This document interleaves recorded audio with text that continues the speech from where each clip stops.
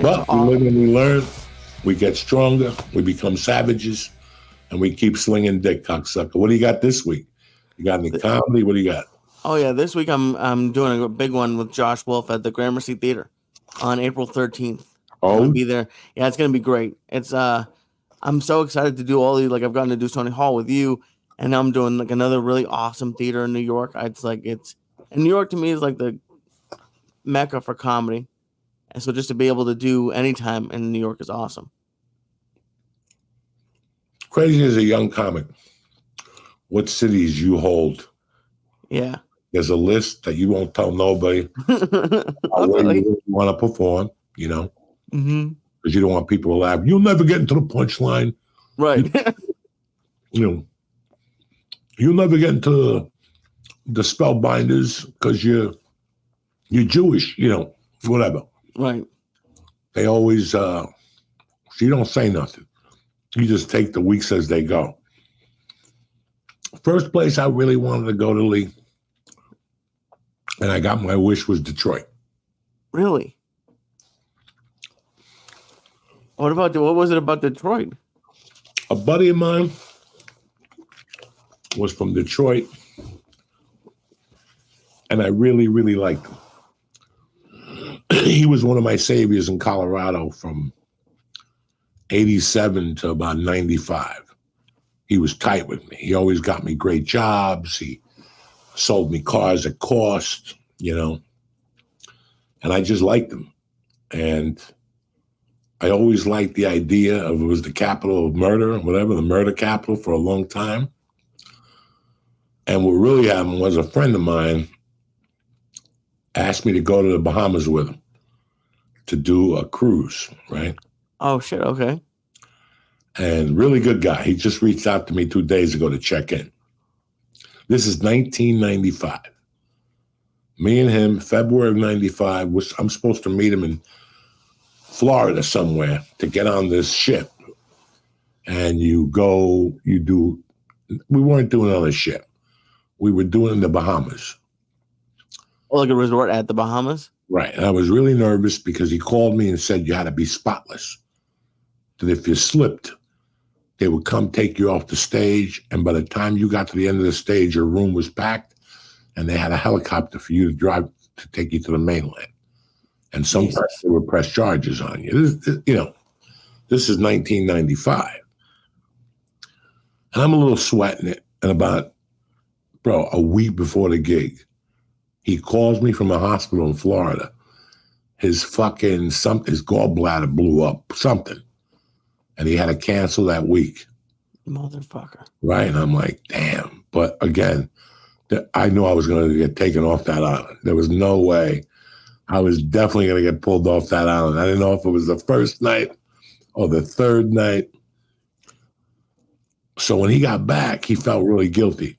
And he goes, do you have a resume? My resume? And I had his resume because I used it. I would always open up for him.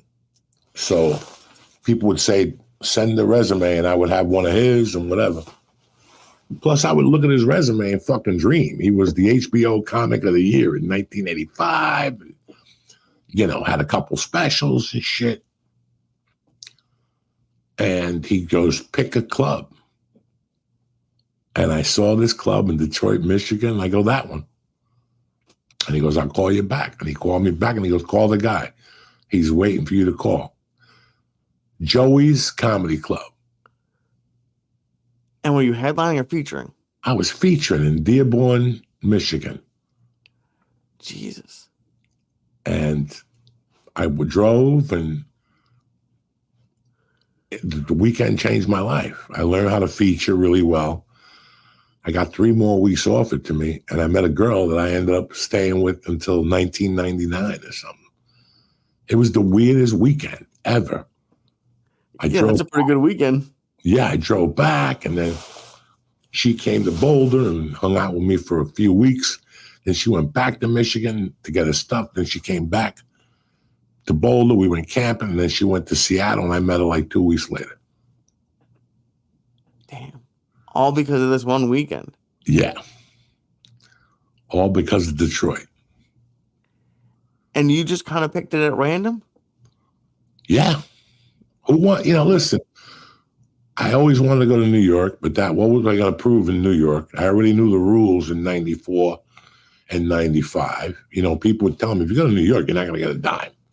Mm-hmm. Every set is free. So you got to cover yourself and get rides. And then I really wanted to do Vegas, but there was something about the insignia of the Seattle Comedy Club at the time, the Underground. Mm-hmm. That just seemed cool to me. The name, the Underground, seemed cool. The insignia. Now, did I ever think I'd end up in Seattle? No. But that's the way it went.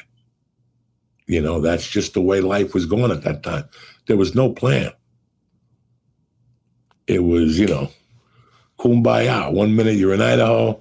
The next minute you're doing a one-man show. Not a one-man show, but you're doing a show in Wyoming. The next thing you know, I'm in Michigan. But then, when did the switch change? Because, you and I were talking today, and you have a plan for everything now. But then I've always had a plan. This is your fucking career. You're not going to get nowhere running like rampant, okay? You're not going to get nowhere running rampant. It's great to be that in the beginning until you really find out what's going on and how the system works. And you don't even know how it works at that point. You're still going on the funny gauge. You know nothing about selling tickets, and you don't want to know. You barely got a headshot. Yeah. Right. You don't get a headshot till 10 people ask you for one. Okay, deal. I'll send you a caricature. When I went to court in 87, the guy from the paper drew a... No, but that's the problem. I don't like people moving slow in comedy. I didn't have the basics till I was in Boulder in 95. That's why I started getting the basics, but I was attacking Lee. I was like, you got a gig, I'll do it. Gas station, under the gas station. I used to do a gig on Monday nights. I still laugh about it. It was at a bar, and they had a stage. You think they put us there? No. They had a room all the way in the back that had this molding on the wall that looked like you were, and only sat 12 people. Oh, fuck. And I would go in there and kill on Monday nights, just in this little fucking room. It was just a set for me. Turn off your TVs, run for your lives. It's over. They didn't put you on this planet just to give up. If Uncle Joey could do it, I could fucking rule the world. That's what you gotta be thinking. Welcome back to church, motherfucker!